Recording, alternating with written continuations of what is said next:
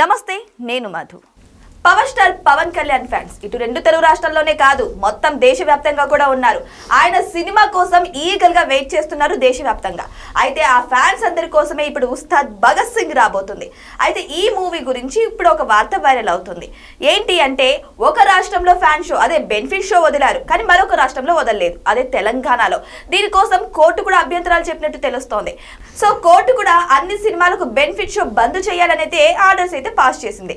మరి ఇప్పుడు ఉస్తాద్ భగత్ సింగ్ తెలంగాణలో బెనిఫిట్ షో వస్తుందా, ఫ్యాన్ షో వస్తుందా లేదా అని ఫ్యాన్స్ అందరు కూడా ఆతృతగా ఎదురు చూస్తున్నారు.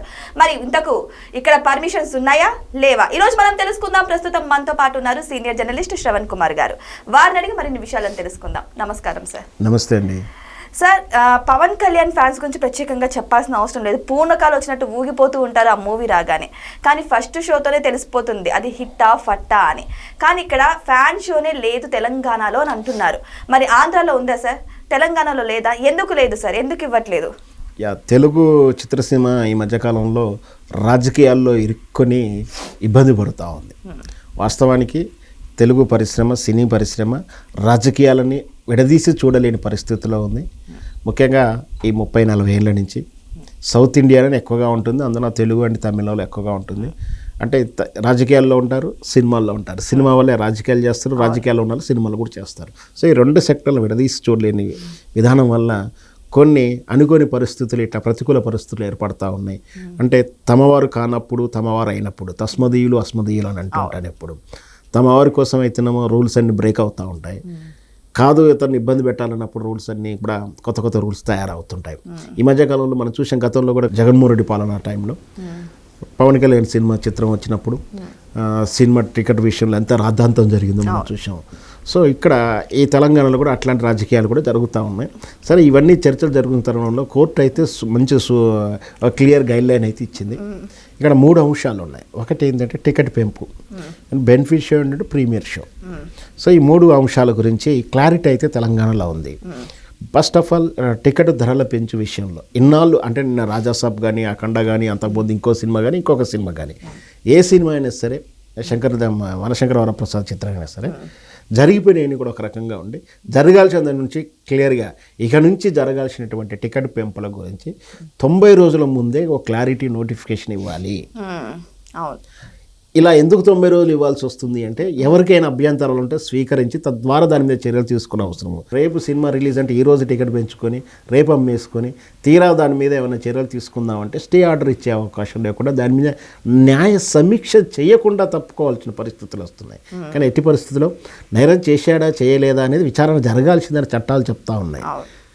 అంటే న్యాయానికి అర్హత, సమీక్ష చేయ అర్హత కూడా మిస్ అవ్వడం అనేది రాజ్యాంగ న్యాయ నిపుణులకు, న్యాయస్థానానికి స్ఫూర్తికి విరుద్ధం. కాబట్టి ఇక నుంచి ప్రతి సినిమా 90 రోజుల ముందు నోటిఫికేషన్ ఇవ్వాలి. కానీ ఉస్తాద్ భగత్ సింగ్ రేపు 19వ తారీఖు రిలీజ్ కాబట్టి ఈ 90 రోజుల ముందు ఎప్పటికి కూడా మనకు ఈ ఉస్తాద్ భగత్ సింగ్ ధరల విషయం గురించి నోటిఫికేషన్ ఏమో క్లారిటీకి రాలేదు. కాబట్టి ఖచ్చితంగా ఇప్పుడు ఉస్తాద్ భగత్ సింగ్ టికెట్ ధర తెలంగాణ రాష్ట్రంలో ఉండకపోవచ్చు, అదో క్లారిటీ ఉంది. మరి రికార్డు బద్దలు కొట్టారు, ఎలా చెప్పుకోవాలి? నేను అదే చెప్తున్నా. అంటే ఇక benefit show and premiere show. Benefit show ఖచ్చితంగా అర్థం ఏంటి అంటే, ఏదైనా సరే సాంఘిక క్లాస్ ఉద్దేశంతో, అంటే ఏదైనా ఫండ్ రైజింగ్ కోసం బెనిఫిట్ షో అనేది అక్కడ వేస్తారు.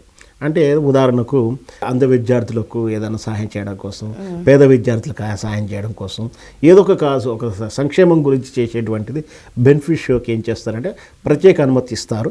దానికి కూడా టికెట్ పెంచుకొని అమ్ముకోవచ్చు. ప్రీమియర్ షో అభిమానులకు కదా, కావాల్సిన వారికి, అంటే by invitation or for all, ఎవరికైనా సరే సినిమా ప్రత్యేకంగా చూపించడం. అంటే ఇక్కడ ఏంటంటే సహజంగా సినీ పెద్దలకు కానీ, పిఆర్ఓలకు కానీ, ఎగ్జిబిటర్లకు కానీ, ఇట్లాంటి కొన్ని సందర్భాలు అభిమానుల కోసం కానీ, సెలబ్రిటీ స్థాయిలో విఐపీలకు చూపించడం కోసం అట్లాంటి షోలు వేసుకోవచ్చు.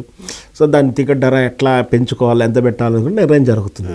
వీటికి కూడా అవే కేసు తాలూకు శిక్షలు వర్తిస్తున్నాయి తెలంగాణ రాష్ట్రంలో. సో ఇదంతా బెనిఫిట్ షోలు, ప్రీమియర్ షోలు తెచ్చుకొని ఆ తర్వాత కోర్టు తిరిగి హెడ్ఏక్ పడడం కన్నా తెలంగాణ రాష్ట్రంలో ఈ సినిమాలకి అసలు బెనిఫిట్ షోలు, ప్రీమియర్ షోల విషయమే ప్రస్తావన తెస్తలేరు ఈ మధ్యకాలంలో. సో టికెట్ ధర విషయంలో కూడా నెగోషియేట్ కావట్లేదు. కాబట్టి మరి ఇక్కడ ఈ తెలంగాణ రాష్ట్రం ఇంత క్లారిటీ ఉంది, అంటే ఉండకపోవచ్చు అనేది క్లారిటీ ఉంది. మరి ఆంధ్రప్రదేశ్లో మరి వాళ్ళ ప్రభుత్వం ఉంది కాబట్టి ఇస్తారేమో, లేదా అక్కడ ఒత్తిడి లేదు కాబట్టి ఇస్తుండొచ్చు అని కొంచెమైనటువంటి ఆలోచన. సో ఏదైనా అక్కడ ఉండి ఇక్కడ లేకపోతే టికెట్ ధరల విషయంలో టికెట్ ధరలు పెరిగిన తర్వాత వచ్చిన కలెక్షన్స్ మా హీరో గొప్ప ఇన్ని రోజుల్లోనే ఇన్ని షోలకే ఇన్ని కోట్లు కలెక్షన్ చేశాయని నిన్న మొన్న రికార్డ్స్ అయితే ఉన్నాయో, మరి అంత అంటే టికెట్ రేట్ ఉంది దాంట్లో, 1000 రూపాయలు ఉన్నాయి, 800 టికెట్లు ఉన్నాయి. అట్లా అంటే ఆ కలెక్షన్ బ్రేక్ ఉన్నవాడిని రేపు మా హీరోకి చెప్పుకోవాలంటే మాకు ఆ రికార్డు ఉండదు కదా అని చెప్పి అభిమానులు బాధపడతా ఉన్నారు. సో మేము అంటే ఉస్తాద్ భగత్ సింగ్ పేరు మీద పవన్ కళ్యాణ్ రికార్డ్స్ ఉండవా, మేము చెప్పుకునే అర్హత లేదా, ఉండకపోవచ్చు అని ఒకటి బాధల్లో ఉన్నారు. సో మొత్తం మీద అయితే ఉస్తాద్ భగత్ సింగ్ ఒకవైపు క్రేజీ పెరుగుతూ ఉంది, బజ్ పెరుగుతూనే ఉంది. ఈ ఖచ్చితంగా మళ్ళీ ఈ టికెట్ల ధర కలెక్షన్ విషయంలో డిసప్పాయింట్ ఉన్నారు. ఏదేమైనా సరే అభిమానులకైతే పండుగ చేయడానికి 19వ తారీఖు అయితే సిద్ధంగా ఉన్నారు. ఎటొచ్చి ఈ బెనిఫిషియల్ ఉంటాయా ఉండవా, ఉన్నా ప్రయోజనం ఉందా లేదా, రికార్డు బ్రేకులు చేయాలంటే మా హీరోకి ఎంత కలెక్షన్ కావాలి, అంటే సాధారణ ధరలతో అయితే మేము రికార్డ్ చేయగలుగుతామా లేదా, సరే అట్లా కూడా మేము రికార్డ్ చేసి చూపిస్తామని కూడా అభిమానులు అయితే సిద్ధంగా ఉన్నారు. మరి అది ఆంధ్ర ప్రభుత్వం ఎలాంటి నిర్ణయం రాబోతుందో, తెలంగాణ ఎలాంటి నిర్ణయం రాబోతుందో వేచి చూడాల్సి ఉంటుంది. నిర్ణయాలు పక్కన పెడితే సార్, ఆంధ్రప్రదేశ్లో కనుక బెనిఫిట్ షో వదిలి తెలంగాణలో వదలకపోతే ఫ్యాన్స్ రచ్చ చేస్తారు. ఖచ్చితంగా చేస్తారు, బట్ అది ప్రభుత్వ నిర్ణయాలు కాబట్టి ఏం చేస్తారు, ఎలా ఉండబోతుందని మనం వేచి చూడాల్సి ఉంటుంది. ఇంకొకటి ఇప్పుడు ఇంకో మధ్య చర్చ జరుగుతుందంటే ధురంధర్ ఆల్రెడీ అడ్వాన్స్గా బెనిఫిట్ షో గురించి క్లారిటీ ఇవ్వడము, టికెట్ బుకింగ్ అడ్వాన్స్గా 10 రోజుల ముందు పెట్టడంతో ఆటోమేటిక్గా బస్ క్రియేట్ అన్ని టికెట్ బుక్ అయిపోతా ఉంది. సో ధురంధర్ ఇప్పుడు అది కూడా చర్చ జరుగుతూ ఉంది. అంటే రేపు కూడా రాబోయేటువంటి తెలుగు వాళ్ళు కూడా ఈ సూత్రం పాటిస్తే ఖచ్చితంగా ఇష్యూలు కూడా బయట ఉన్నాయి. అంటే ముందుగా మనం ప్రకటించిన ద్వారా అందుకే 90 రోజులు కాకపోతే 60 రోజులు 30 రోజులు ఎంత ముందుగా ప్రకటించుకొని టికెట్లు ఓపెన్ చేసి ఉంటే ఖచ్చితంగా హ్యాపీగా చూస్తుండగానే బుక్ అయిపోతుంది. ఇక్కడేమో టైం ఉండకపోవడాలు, ఉంటాయా లేకపోతే ఉండవు, డిమాండ్ పెరగడం, ఇది ఇంత తొక్కిసలాట అవ్వడం, ముఖ్యంగా మనకి ఇదేంటంటే తొక్కిసలాట అవుతూ ఉన్నాయి కదా. సో అట్లాంటి క్రౌడ్ కాకుండా ఉంటుందేమో నెక్స్ట్ టైం. అట్లాంటి దురందరూ కొన్ని లెసన్స్ నేర్పుతూ ఉంది ఇప్పుడు మనకు, దాన్ని ఫాలో అవ్వాలని కూడా ఉంటుందేమో చూడాల్సి ఉంటుంది.